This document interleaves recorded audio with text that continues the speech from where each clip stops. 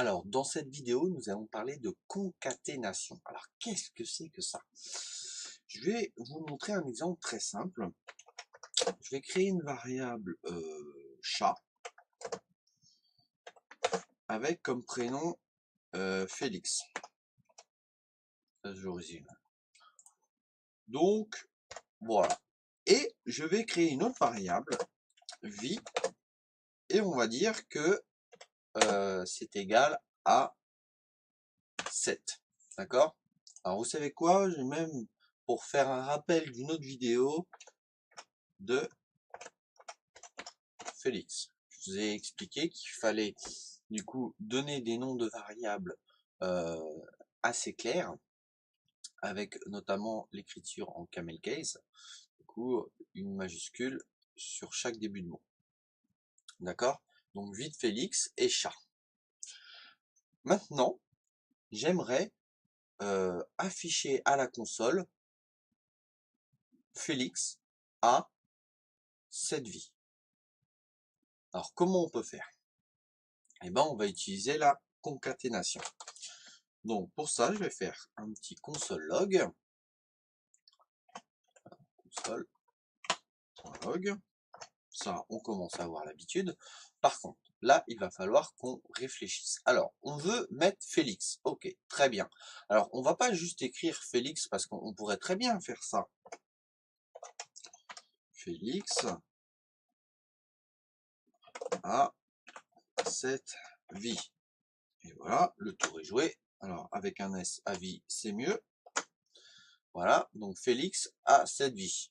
Puis même là, on peut même mettre un accent. Voilà.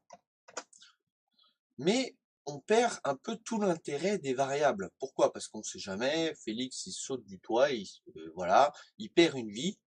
Donc il va falloir que je remodifie, j'enlève ce console log et là, voilà, c'est pas pratique. Là, on va utiliser les variables. Alors comment on peut faire? Donc notre premier mot c'est Félix, donc on va l'appeler chat. D'accord? On va appeler la variable chat qui porte le nom de Félix à l'intérieur. Ok? Pour que ça soit même plus clair, on va faire nom du, et là, chat.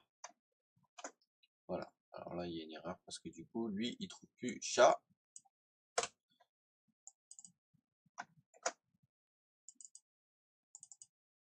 Hop. Voilà. C'est nom du chat. Nom du chat, Félix, et vide Félix, 7. Donc on a bien Félix. Maintenant, on voudrait dire A. Comment on rajoute le A? Alors, on pourrait mettre un espace et mettre ça, par exemple. A.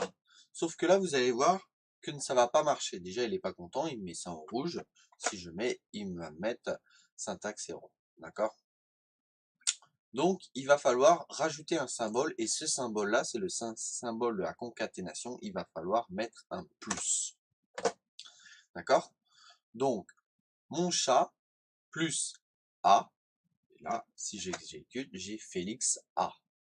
Ouh, on approche du but. A. Qu'est-ce qu'il nous reste à faire? Qu'on rajoute un plus à chaque fois. Il faut qu'on mette vie de Félix. D'accord? Pour avoir le chiffre 7. Ok? Et rajouter vie. Donc là, on refait un plus. Un espace. Et vie. Alors, je vais diminuer pour que ça soit tout sur la même ligne. Donc là, on a console log de nom du chat, donc Félix A, vie de Félix 7, 7 vie. D'accord? Félix a 7 vie.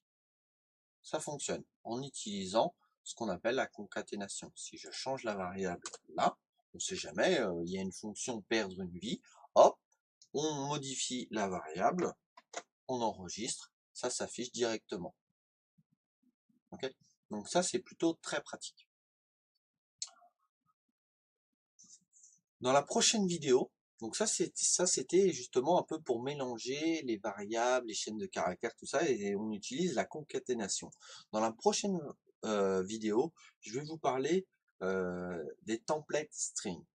Vous allez voir que ça va nous changer la vie, vraiment. Parce que vous voyez, là, il y a des plus, il y a des guillemets, il y a tout ça. C'est assez compliqué. Vous allez voir, dès la prochaine vidéo, c'est la nouvelle façon d'écrire les choses. Et ça va vraiment nous changer la vie. Donc, je voulais vous montrer ça parce que ça, vous allez encore le retrouver.